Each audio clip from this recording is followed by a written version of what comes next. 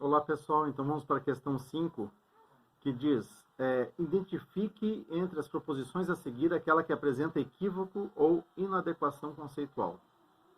Então a gente tem que assinalar aquela proposição que está incorreta, né? A letra A diz o seguinte: o polo norte de um ímã tende a alinhar-se com o sul magnético da Terra, que corresponde ao norte geográfico da Terra. Ora, a gente já viu, né, que na Terra, né, o que a gente chama de norte geográfico, na verdade é o sul magnético. E embaixo, a mesma coisa, né, o sul geográfico, na verdade, é o norte magnético.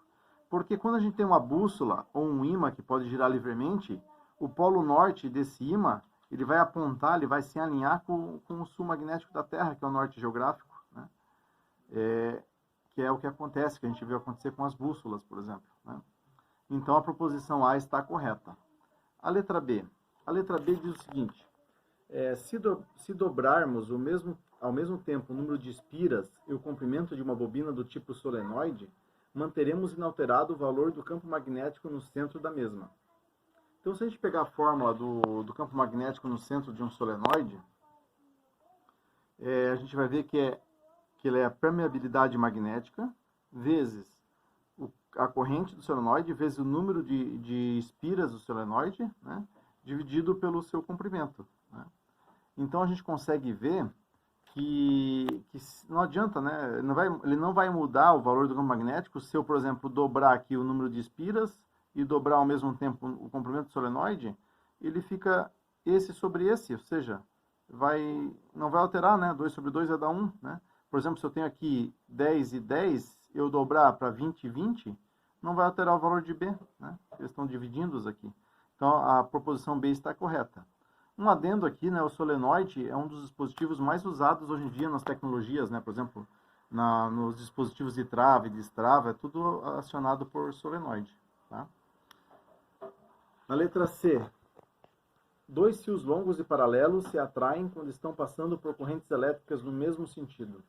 A gente já viu, né, em exercícios anteriores, nós vamos repetir aqui rapidamente, que se você tem num fio, né, num fio aqui, por exemplo, uma corrente num sentido e outro fio com a corrente no mesmo sentido, né, corrente I aqui, esse fio aqui, né, se ele está com a corrente para cima, nesse lado aqui, né, o campo magnético vai entrar, né? E se você tem corrente para cima, os dedos aqui, a corrente para cima, o campo magnético entrando, vira os dedos para baixo, ó, a força magnética vai ser para a esquerda, né? Certo? Força magnética para a esquerda.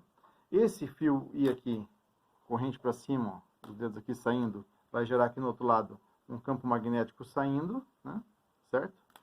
Corrente, nesse fio aqui, ó, corrente para cima, campo magnético saindo, ó, para cá os dedos, então, a força magnética é para a direita, né? Então, o que vai acontecer aqui? O que diz na proposição, força para cá, eles estão se atraindo, ó. Então, os fios se atraem quando a corrente é no mesmo sentido. Então, a proposição C está correta. Vamos para a proposição D. A intensidade do campo magnético no centro de uma espira circular só depende do número de espiras que envolve, independente do seu raio. Aí está o erro, né? Independente do seu raio. Se você pegar a fórmula do campo magnético de uma bobina, de uma espira, né, com N voltas, né, letra D, o campo magnético vai ser μ vezes I vezes N, que é o número de espiras, dividido por 2 vezes o raio da espira, né? Então, olha, ele é inversamente proporcional ao raio da espira. Na proposição ele fala que independe do raio, então aquela proposição da letra E está errada, tá? Porque ela não independe do raio, né? Está claramente aqui a dependência do raio na fórmula, certo?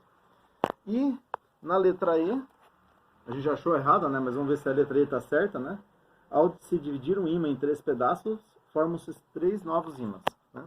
Então o ímã, ele tem os polos ali norte e sul de forma atômica, né? Molécula por molécula, molecular ou atômica, depende do material, mas geralmente é atômica. E quando você pega um ímã, por exemplo, né, que tem um polo norte e um polo sul, na verdade aqui cada partícula do ímã, ele é um norte-sul, né? Ele é um pequeno ímã.